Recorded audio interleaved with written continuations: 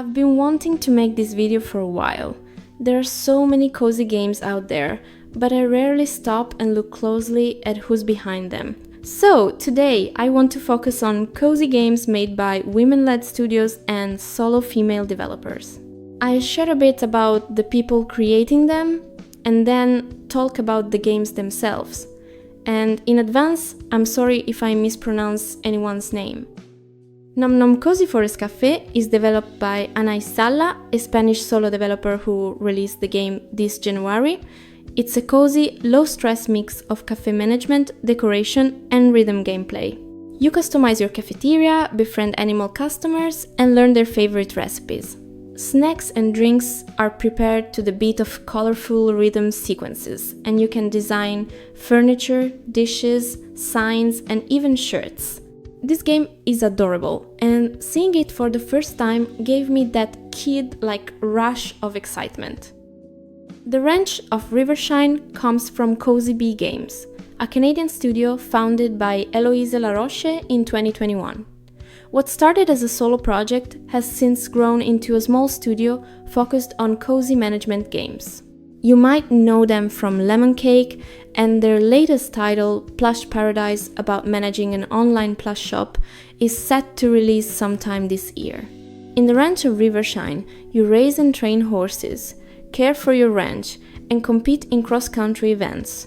Feeding, grooming, and skill training shape your daily routine, giving the game a steady, calming pace. The Duck Detective series comes from Happy Broccoli Games, a women-led indie studio based in Berlin. Duck Detective puts you in the role of a down-on-his-luck detective who also happens to be a duck. You inspect evidence, fill in blanks, and use your so-called deduction skills to crack a strange case in a narrative mystery where things are rarely what they seem.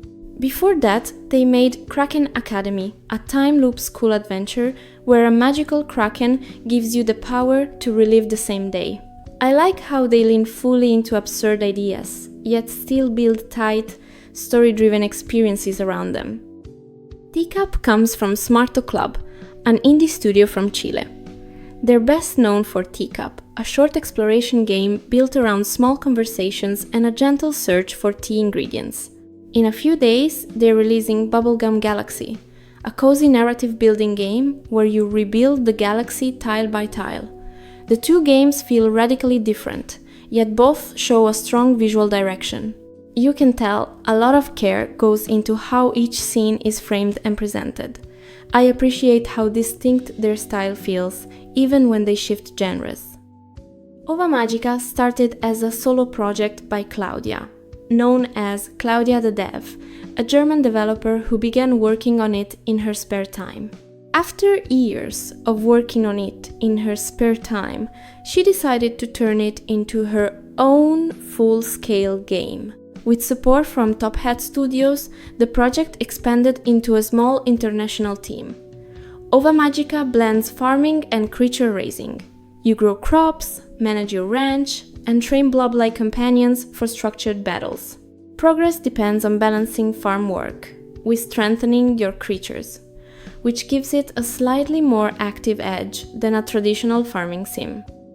If you're enjoying this theme and want to see even more women-led cozy games, I'm publishing a full article on cozygamesdb with additional titles I couldn't fit into this video. You'll find a link in the comments below. Tracks of Thought comes from Tidbits Play, a women-led team of young developers based in the Netherlands. The game begins with a strange train ride where passengers forget something important after passing through a tunnel. You play as a ladybug, shaping her personality through early choices, and move from carriage to carriage trying to understand what's happening. Conflicts are resolved through a card-based battle of wits system built on empathy and communication. I like how it turns dialogue into the main form of progression. Ritual of Raven comes from Spell Garden Games, a queer and female-led indie studio based in Germany and Scotland.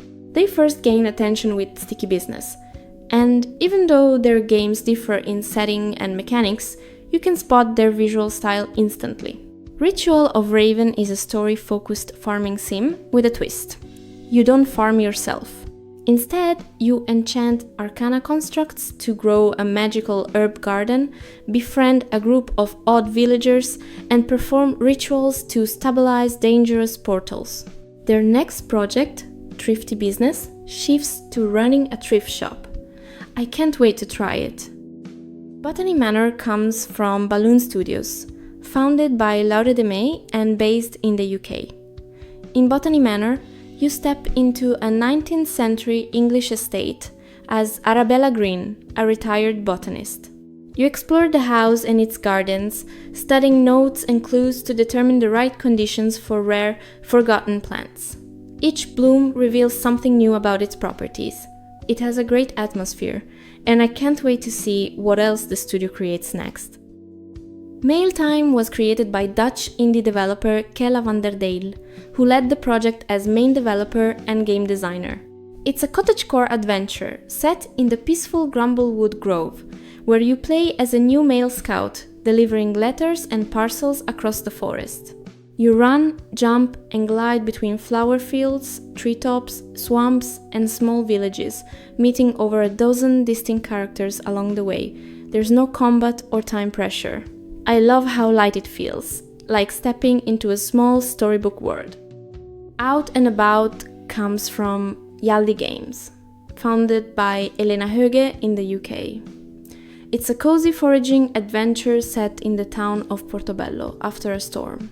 You learn to identify 57 real plants and fungi, cook over 90 real recipes, and brew herbal remedies to help rebuild the community. The knowledge carries into real life, which makes it feel grounded. I like how it connects gameplay with practical skills you can use outside the screen. That's it for today's picks. I'd love to know, which of these games stood out to you the most? Or is there a women-led cozy studio you think I should check out next? Let me know in the comments.